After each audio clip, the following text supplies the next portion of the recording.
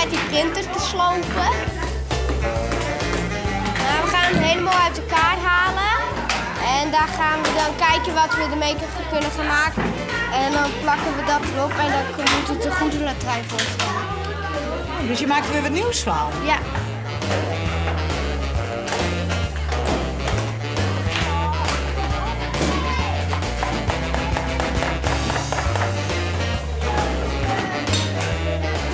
En wat best aan het slopen? Dat weet ik Nee? Nee. Bist dus in alles aan het slopen? Echt weer? En wat dan? Wauw. En wat vinden hij en hem daarvan? Goed, want dat is goed voor de kachel. Yes! Nou, succes! Dank je. Vind je het leuk om te slopen? Ja. En waarom? Nou, omdat je dan ook dingen mag kapot maken en dat mag nooit, omdat je ouders dan boos worden. Dus Thuis maar eens net slopen? Nee. Ik hou van iets maken. Ja? Ja.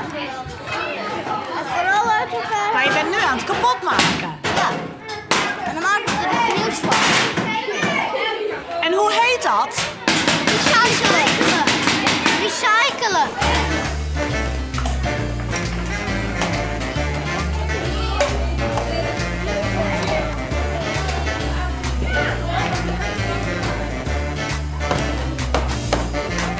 Vind je het leuk om te doen?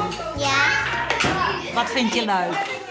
Want de dingen te slopen. Want dan kan je zien wat er allemaal in de radio of tv zit of de printer. Wat gebeurt hier? Ik ben een stofzuiger aan het slopen. En lukt het een beetje? Niet zo goed, want ik wil hierin, maar dat lukt niet. Maar zometeen is deze stofzuiger kapot en wat ga je er dan mee doen? Iets maken. Wat dan? Trekken misschien. Trekken? Ja, misschien.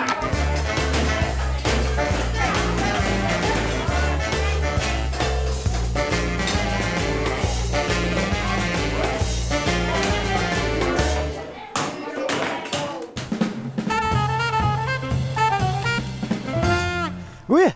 Ja, Wat ben je aan man? een stukje wandelen. Aha, Tussen de middag even de benen strekken. oké. Ja, Je zit hier ergens op kantoor? ja bij een bedrijf in grootkeukentechniek, Bakker Professional. En wat doe je dan? Ik ben medewerker op het projectbureau.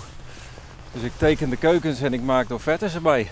En had je daar eens herinneren met Tinken dan aan? Vooral een beetje aan de hobby's of aan wat je in je vrije tijd nog eens even kan gaan doen. Wat voor hobby's heb je dan? Ik doe wel wat aan de survival training in Leeuwarden. Ja, dat is een combinatie van hardlopen op onverhard terrein.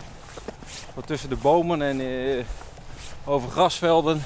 En door het drek en door het water en over het ijs. Het is maar net wat ze voor je bedenken. Ja. Dus je bent wel een stoere kerel. Nou, dat zou ik niet zeggen. Nee hoor, ik mag gewoon graag lekker actief bezig zijn in mijn vrije tijd. Ja.